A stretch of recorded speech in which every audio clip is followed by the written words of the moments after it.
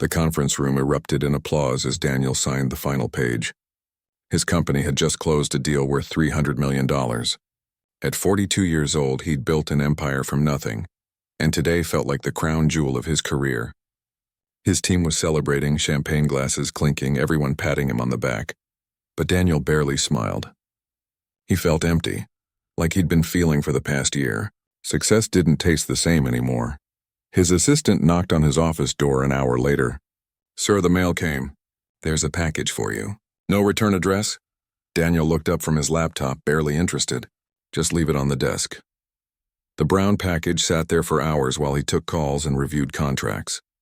It wasn't until 7 in the evening, when his office finally fell silent, that he noticed it again. The handwriting on the label made his heart stop. He knew that handwriting. Elegant, slightly slanted to the right. He'd seen it on birthday cards, grocery lists, and love notes tucked into his briefcase years ago. It was Rebecca's handwriting. His ex-wife. They'd been divorced for exactly 1 year today.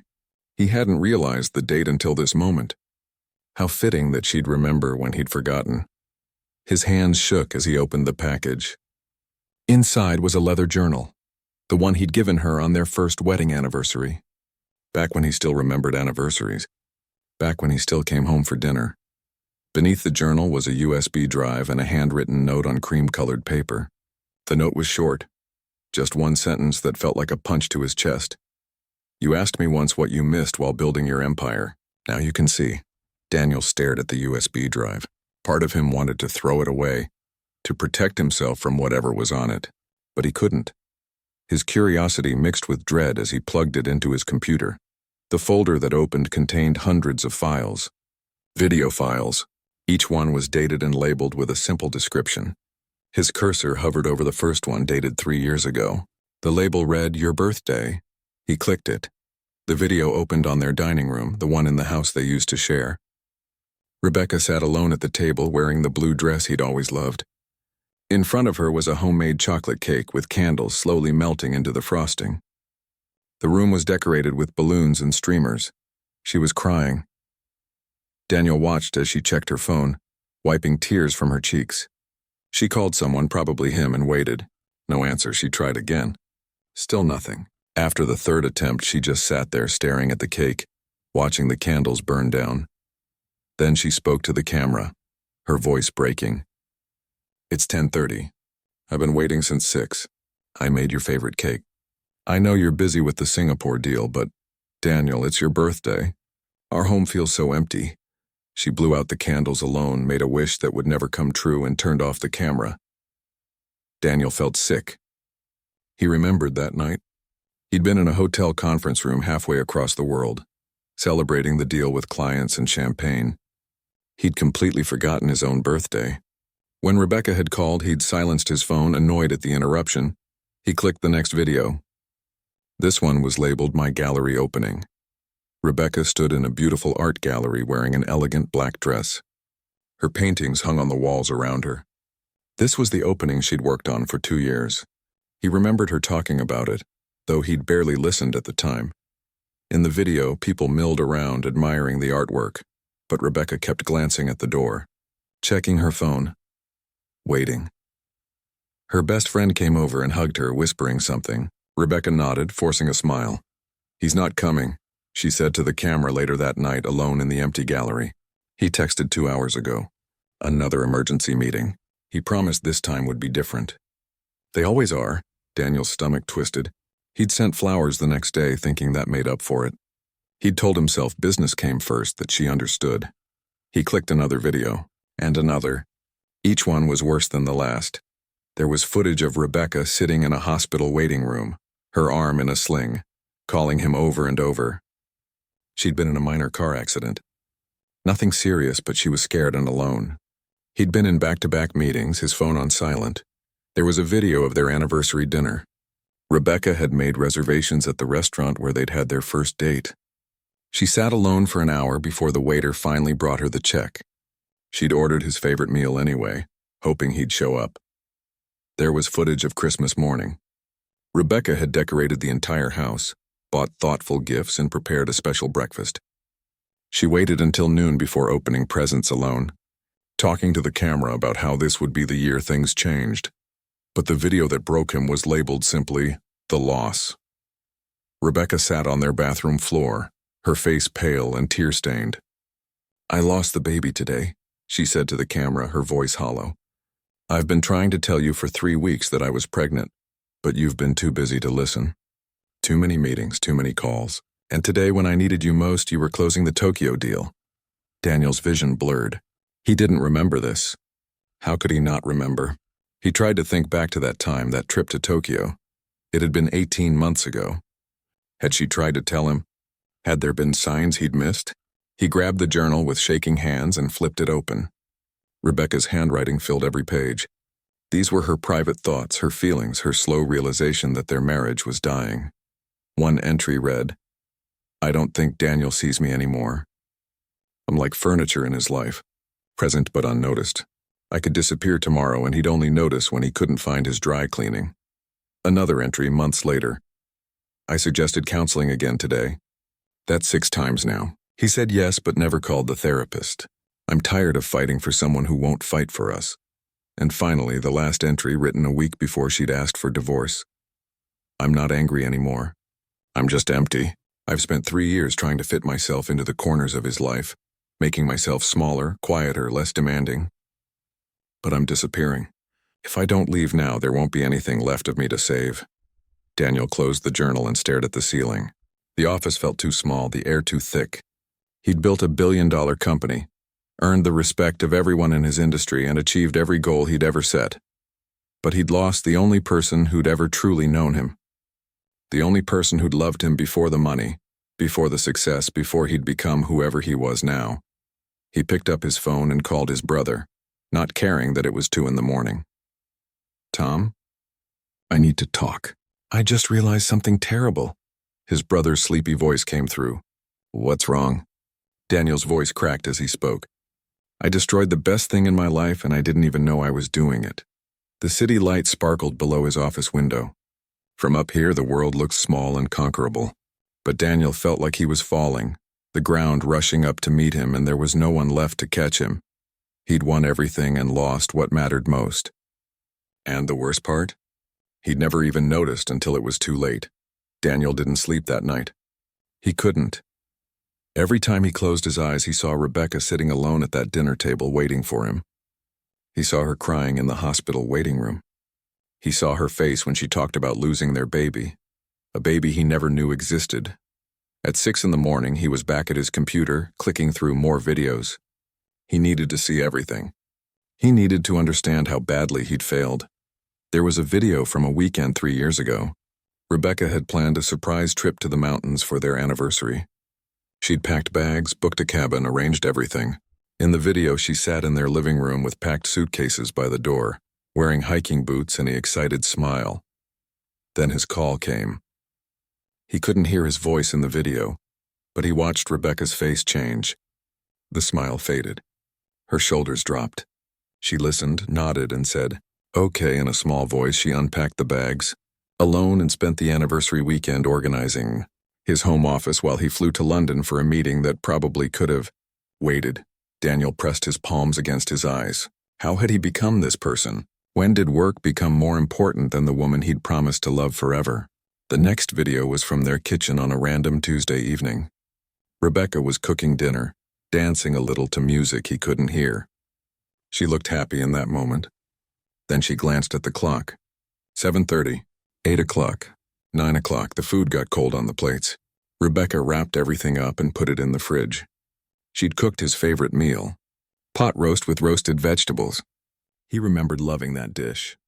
He couldn't remember the last time he'd actually sat down to eat it. In the video, Rebecca sat at the kitchen counter with a glass of wine and spoke to the camera. "This is the 4th night this week. I stopped asking when you'll be home because the answer is always soon, but soon never comes, does it?" There were dozens more like this. Small moments that seemed insignificant alone, but together painted a picture of complete neglect, a picture of a woman slowly fading away while her husband chased success. Daniel opened the journal again and started reading more carefully this time. Rebecca had poured her heart onto these pages. One entry from 2 years ago said, "I saw Dr. Chen today for my annual checkup. She asked if I was okay. I guess I'm not hiding it as well as I thought. I told her I was fine, just tired. But I'm not fine. I'm lonely in my own marriage. How do you explain to someone that you live with a ghost? Daniel's body comes home sometimes, but his mind is always somewhere else. Another entry described a dinner party they'd hosted. Daniel barely remembered it, but Rebecca had written pages about it. Everyone kept asking Daniel about his business. He came alive talking about his latest acquisition. I watched him laugh and engage and be present, and I realized he saves that version of himself for everyone except me. At home, I get the exhausted leftovers, the stressed, distracted, annoyed version. When did I become the person he wants to escape from? Daniel's chest tightened. She was right. He'd treated their home like a pit stop, a place to shower and sleep between meetings. Rebecca had become part of the background, someone who was just supposed to be there, understanding and patient forever. He found an entry from the day she'd tried to tell him about the pregnancy. I made his favorite breakfast this morning. Pancakes with blueberries. I'd practiced what I'd say. We're going to be parents, simple and joyful. But he walked in already on the phone, grabbed a protein bar and left. He didn't even see the pancakes. Didn't see me. I stood there with the pregnancy test in my pocket, words dying in my throat. Maybe tomorrow. But there was no tomorrow. By the time she'd tried to tell him again, it was too late. Daniel got up and walked to his office window. The city was waking up below him. People starting their days, living their lives. How many of them were making the same mistakes he'd made?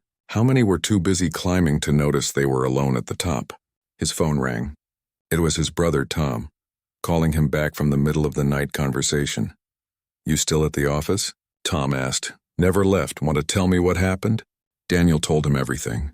About the package, the videos, the journal, about the baby he'd never known about watching his marriage die in slow motion through Rebecca's eyes. Tom was quiet for a long moment. "I tried to tell you, man. Remember 2 years ago at Christmas? I pulled you aside and said you were losing her. You told me I didn't understand the pressure you were under. I remember." Daniel's voice was rough. "I thought you were being dramatic. I thought Rebecca and I were fine because we weren't fighting. You weren't fighting because she'd given up." Tom sighed.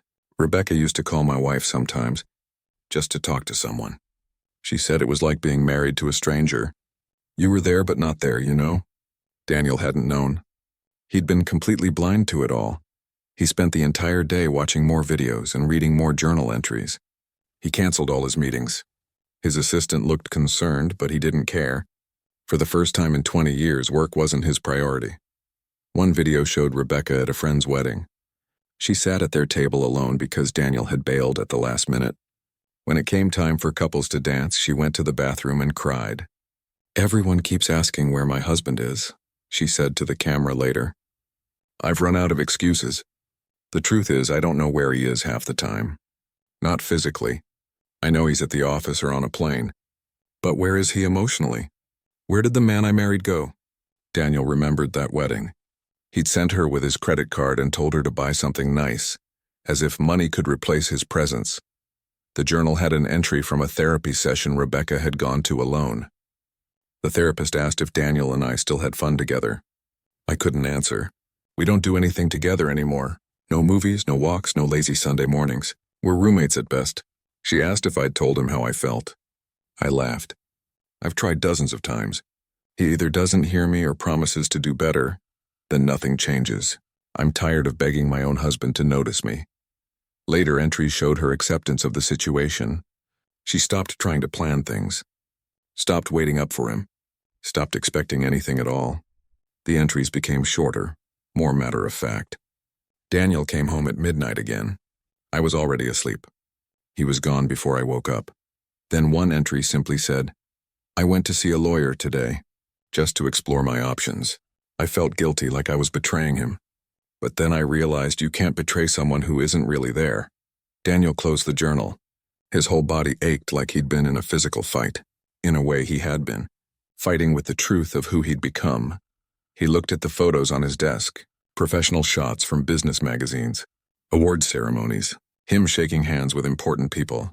In every photo, he was smiling, confident, successful, but he was alone in all of them. Even the ones where Rebecca stood next to him, she looked like a stranger. beautiful but distant. He'd probably been thinking about work when those photos were taken. There was one video left. The label read, "Goodbye." It was dated 2 days before Rebecca had asked for the divorce. Daniel wasn't sure he could watch it, but he needed to. He owed her that much. In the video, Rebecca sat in their bedroom, her eyes red from crying but her voice steady. "This is the last video I'm making. Tomorrow I'm going to ask you for a divorce. I've put it off for months hoping things would change. But they won't. Not because you're a bad person, Daniel. You're not. You're just absent. And I can't live with a ghost anymore." She wiped her eyes. "I hope someday you'll watch these and understand. I didn't leave because I stopped loving you. I left because I started loving myself enough to know I deserved more than leftover moments and broken promises. I hope you find whatever you're looking for in all that success. I really do. But I can't keep disappearing while you search for it." The video ended. Daniel sat in the darkness of his office, the weight of everything crushing down on him. He'd thought he'd been building a life. Instead, he'd been destroying one. And now it was too late to fix it. Daniel didn't go home that night either. Or the night after that. His assistant found him sleeping on the office couch on the third morning, still wearing the same clothes, his face unshaven, eyes hollow. "Sir, the board meeting starts in an hour. Should I push it back?" "Cancel it," Daniel said without looking up. "Cancel it." "But sir, this is the quarterly review. Everyone's flying in from—" "I said cancel it." His assistant stared at him like he'd grown a second head. In 15 years of working together, he'd never canceled a board meeting. Never. He'd once taken a call from the hospital while getting stitches. He'd led a presentation with a 103-degree fever. Missing meetings wasn't something Daniel did, but he couldn't sit in that boardroom and pretend everything was fine. Nothing was fine. Everything he'd built suddenly felt meaningless. His phone wouldn't stop ringing. Board members, business partners, his CFO. Everyone wanted to know what was wrong. He ignored them all except his brother. "Tom, I need to talk to her. I need to explain, to apologize, to what? Fix it?" Tom's voice was gentle but firm. "Brother, you can't fix this. Not the way you're thinking. I have to try. I have to tell her I understand now. That I see what I did wrong," Tom sighed. "Her lawyer sent papers 6 months ago. Rebecca doesn't want contact. You need to respect that." But Daniel couldn't let it go. He found out through mutual friends that Rebecca had moved. Not just to a new apartment, but to a completely different city. Portland. She'd left everything behind and started over. He showed up at her old art studio anyway, knowing she wouldn't be there but needing to see the space where she'd rebuilt her life without him. The new owner was a young painter who recognized him from business magazines. "You're looking for Rebecca?" the painter asked. "She sold me this place 8 months ago. Said she needed a fresh start somewhere quieter." "Did she say anything else?" The painter hesitated. "She said she was done being invisible, that she was going to find herself again." She paused. "She seemed happy, if that helps. Lighter somehow. It didn't help. It made everything worse. Rebecca was happy without him. Thriving even? While he was falling apart. Daniel drove to their old house, the one they'd sold in the divorce. A new family lived there now. He sat in his car across the street, staring at the windows where Rebecca used to wait for him. Where she'd decorated for holidays he'd missed. Where she'd slowly disappeared while he was too busy to notice. A little girl ran out of the front door, laughing. Her father chased after her, scooped her up, and spun her around. The mother came out and they all hugged.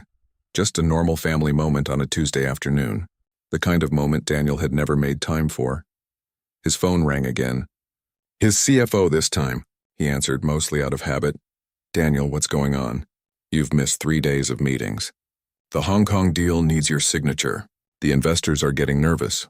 Let them be nervous. Excuse me. You heard me, handle it. You're perfectly capable. Daniel, this isn't like you. Are you okay?" Was he okay? He'd spent 20 years building a company worth billions. He'd sacrificed everything for success. His time, his health, his marriage, his chance at being a father. And for what? Money he didn't need? Respect from people who didn't know him? A corner office where he'd worked himself into a shell of a human being? "No," Daniel said quietly. "I'm not okay. I haven't been okay for a long time." He hung up and drove to the address his brother had given him. A therapist's office in a quiet part of town. Tom had been suggesting therapy for years. Daniel had always said he didn't have time for it. The therapist's name was Dr. Helen Patterson. She was in her 60s with kind eyes and a no-nonsense attitude that reminded him of his grandmother. "So," she said after he'd sat down, "what brings you here?"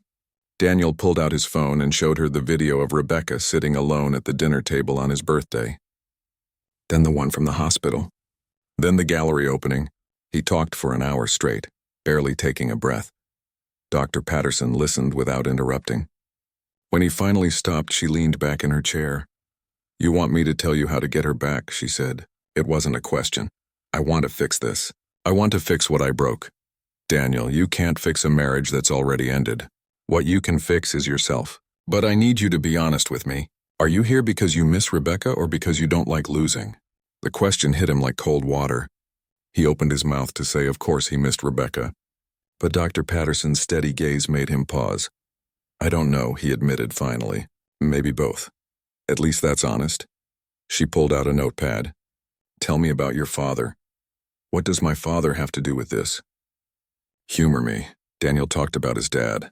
A self-made businessman who'd built a small empire from nothing. A man who'd worked 80-hour weeks and taught Daniel that success meant sacrifice. That family would understand because providing for them was what mattered. That showing emotion was weakness.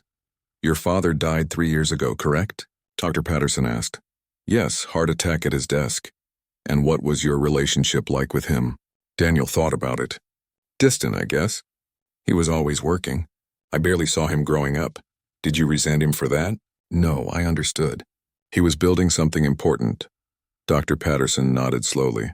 "And now you've become him. You followed his blueprint perfectly. Work hard, sacrifice everything, show no weakness. How did that work out for your father?"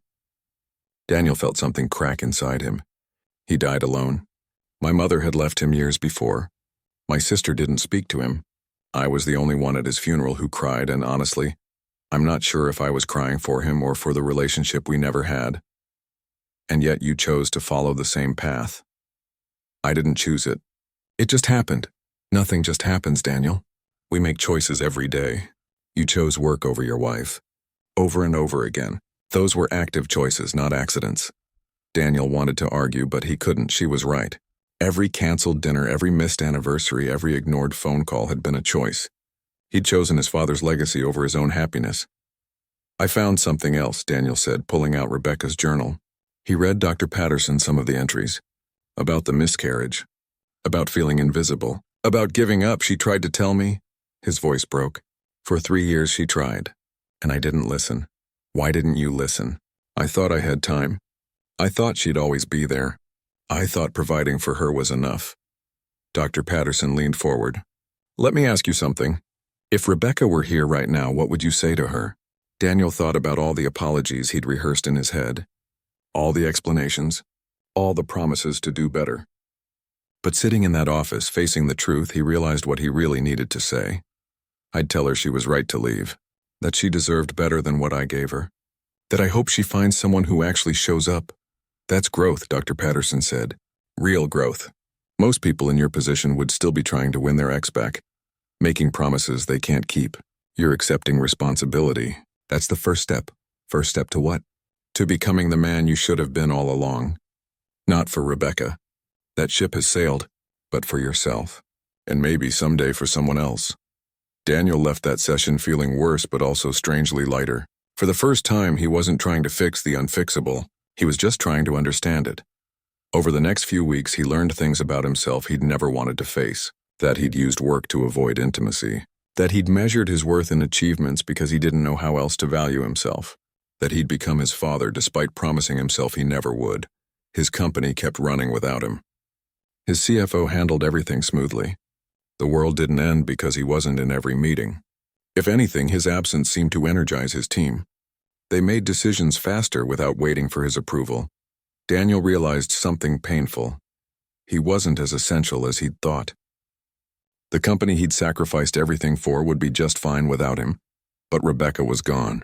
And unlike a business deal, he couldn't negotiate his way back into her life. Some things once broken stayed broken, and he had to learn to live with that. 3 months after receiving the package, Daniel walked into the board meeting with a decision that would shock everyone in the room. I'm stepping down as CEO, he announced. No preamble. No long explanation. Just the simple truth, the room went silent. His CFO, Catherine, dropped her pen. The board members stared at him like he'd announced he was moving to Mars. "You're what?" the chairman finally asked, stepping down. "Catherine has been ready to lead this company for years. I've been holding her back because I couldn't let go. But I'm letting go now. I'll stay on as chairman, attend quarterly meetings, but the daily operations need someone who's actually present. That's not me anymore. Daniel, if this is about burnout, we can arrange a sabbatical. It's not burnout. It's clarity. I built this company, and it's time I let it grow without me micromanaging every detail." He looked around the table. "How many of your kids' soccer games have you missed for meetings I insisted on? How many anniversaries? How many moments that you can't get back?" The room stayed quiet. A few board members looked uncomfortable, probably thinking about their own families. "Life's too short," Daniel continued. "I learned that the hard way. Don't make my mistakes." He walked out of that boardroom feeling lighter than he had in years. Scared, but lighter. His penthouse was next. The place was massive. 40 floors up with views of the entire city. Floor-to-ceiling windows. Designer furniture, art pieces that cost more than most people's houses. It was impressive and cold and completely empty of any real life. Rebecca had never liked this place. She'd called it a luxury prison. He'd bought it after their divorce, thinking the upgrade would make him feel successful. Instead, it just made him feel alone. He put it on the market and moved into a modest loft downtown. 2 bedrooms, brick walls, big windows that let in actual sunlight. It cost a fraction of the penthouse, and somehow it felt more like home than anywhere he'd lived in years. His brother helped him move. "So what's the plan now?" Tom asked, carrying a box of books. "Early retirement. Travel the world. I'm going to figure out who I am without the company defining me," Daniel said. "I've been CEO for so long I don't know what else I am." "That's pretty deep for a guy carrying a box of old business magazines." Daniel laughed. It felt good to laugh. "Dr. Patterson says I need to find purpose outside of work. Something that connects me to actual people, not just profit margins." "Any ideas?" "Actually, yes." The next week, Daniel started volunteering at a youth center in a neighborhood he'd driven through 1,000 times but never really seen. The center helped kids from low-income families, teaching them skills and giving them a safe place after school. The director, a woman named Carol, eyed him suspiciously at first. "Let me guess. Rich guy having a crisis wants to feel good about himself by helping poor kids?" Daniel appreciated her directness. "Something like that. But I'm actually trying to learn more than teach." "Good. Because these kids don't need a savior. They need someone who shows up consistently. Can you do that?" "I'm going to try." He started by helping with a business skills class, teaching teenagers about entrepreneurship, budgeting, goal setting, things he actually knew about, but the kids taught him more than he taught them. There was a 15-year-old named Andre who reminded Daniel of himself at that age. Ambitious, driven, always talking about making it big someday. "I'm going to have my own company by the time I'm 30, Andre told him. "Going to work 80 hours a week if I have to. Whatever it takes," Daniel saw himself in those words. The same hunger, the same willingness to sacrifice everything. "Can I tell you something?" Daniel asked. "I did exactly that.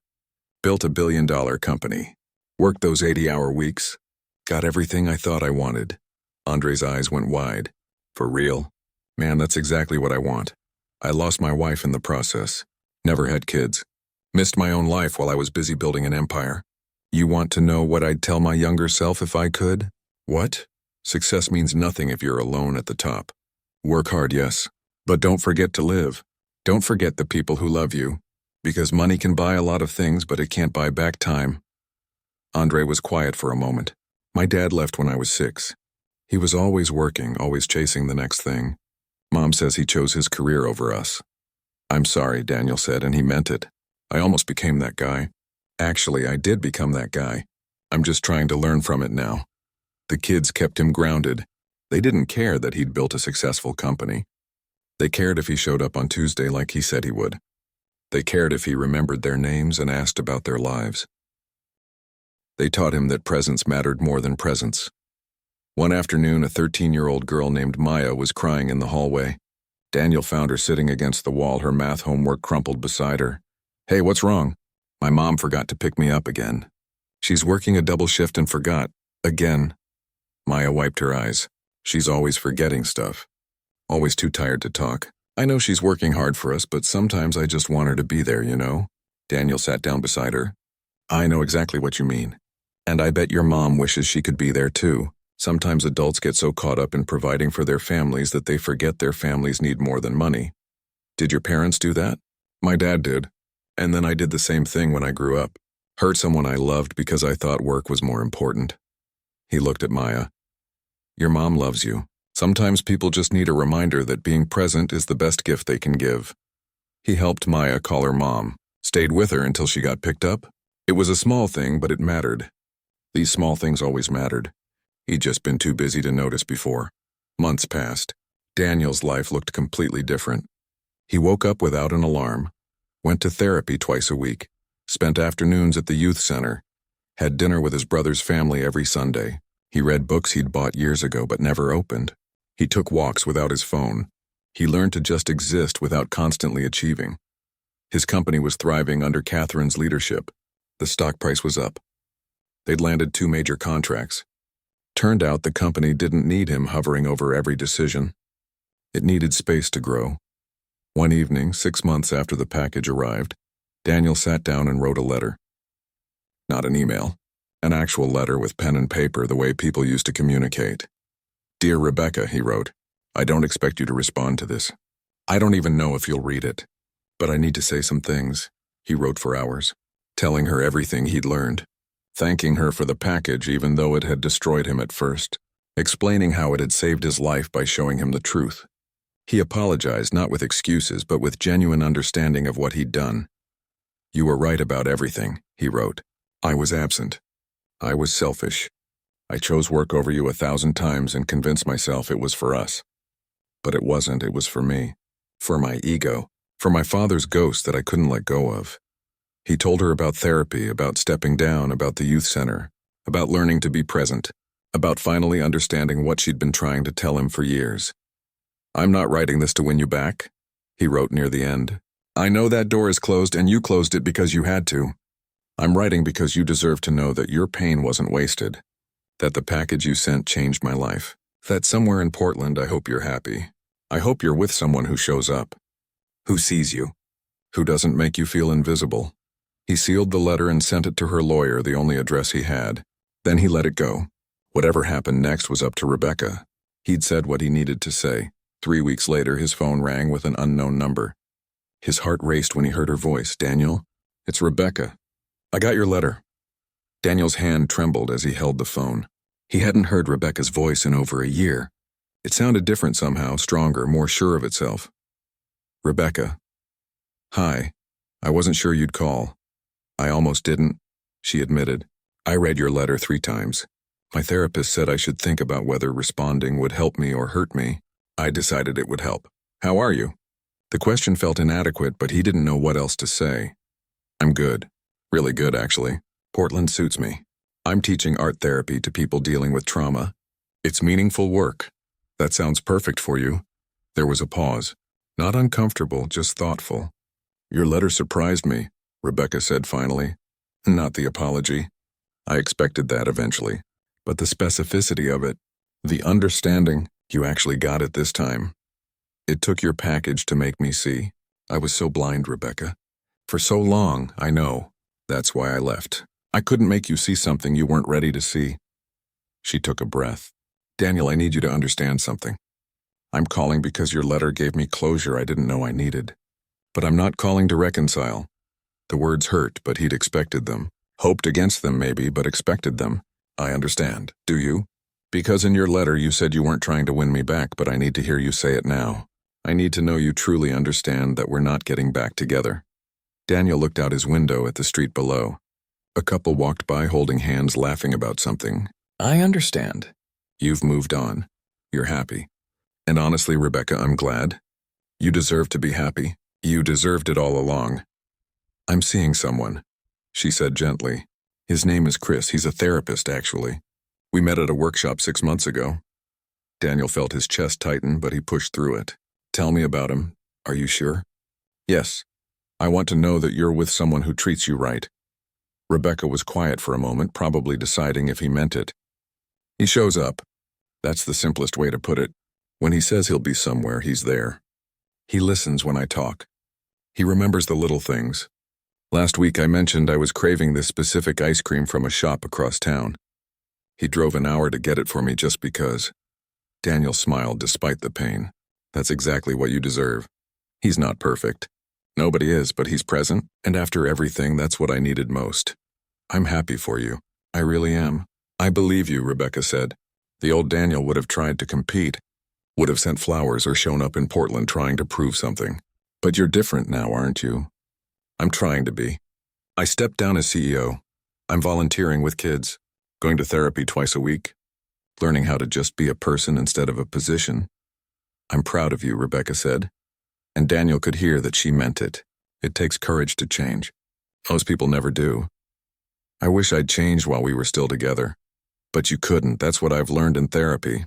You weren't ready, and I couldn't make you ready by sacrificing myself. Some people need to lose everything before they can see what they had. They talked for almost an hour, not about getting back together or what-ifs, just about their lives now. Rebecca told him about her students, about the art collective she'd joined, about her little apartment with a view of the mountains. Daniel told her about Andre and Maya, about his loft, about learning to cook actual meals instead of eating takeout at his desk. Can I ask you something? Daniel said near the end of the call. Why did you send me that package? The videos and the journal? You could have just moved on and never looked back? Rebecca was quiet for a long moment. Because I needed you to understand. Not for your sake, but for mine. For 3 years, I tried to tell you how I felt. You never heard me. I needed to know that at least once you truly saw what you'd done. That it wasn't all in my head. That I wasn't being dramatic or asking for too much. You weren't. You were asking for the bare minimum, and I couldn't even give you that. Yes, and I needed you to know that. I needed to close that chapter knowing I'd been heard, even if it was too late to matter. It mattered. It changed everything, I know. I can hear it in your voice. You sound different, softer, more human. I feel more human. I was a robot running on ambition for so long I forgot what it felt like to just exist. Before they hung up, Rebecca said something that would stay with Daniel forever. I don't regret our marriage. I want you to know that. We had good years before everything fell apart. And even the bad years taught me what I needed. They taught me to value myself enough to walk away when I wasn't valued.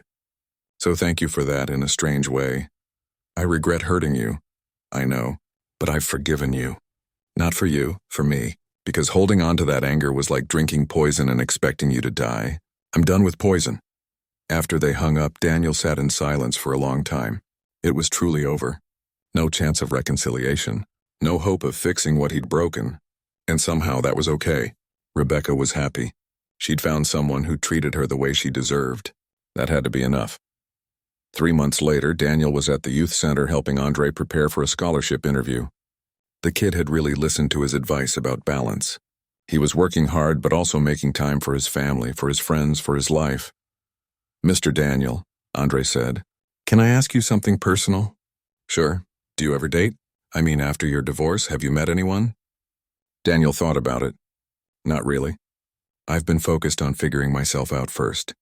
Dr. Patterson says you can't be in a healthy relationship until you're healthy yourself. That's smart, I guess. My sister says you're a catch, though. Single, rich, and you actually show up when you say you will. Andre grinned. That's like a unicorn these days. Daniel laughed. Tell your sister I appreciate the vote of confidence, but Andre's words stuck with him. For the first time in over a year, he thought about dating again. Not to replace Rebecca or fill a void, but because he was actually ready. He'd done the work. He'd changed. Maybe it was time to see if he could do better this time. A few weeks later, he met someone at a fundraiser for the youth center.